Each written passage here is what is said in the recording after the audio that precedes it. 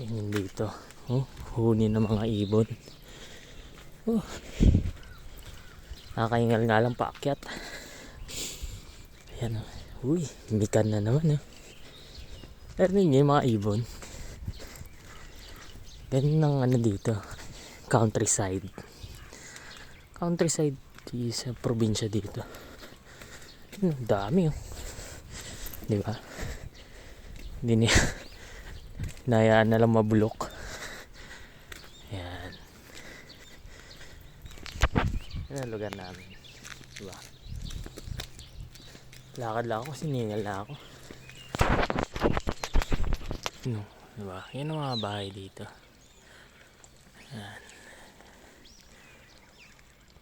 Yun, minubulok lang nila sa gitna. Yan, ganito. Hello, Japan! Yun dito na ako sa bahay. So, sarap dito pumesto habang nagiinom oh.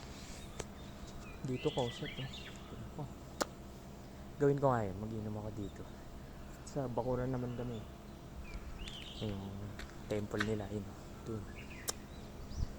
Jinja. So, yeah, pahinga na tayo.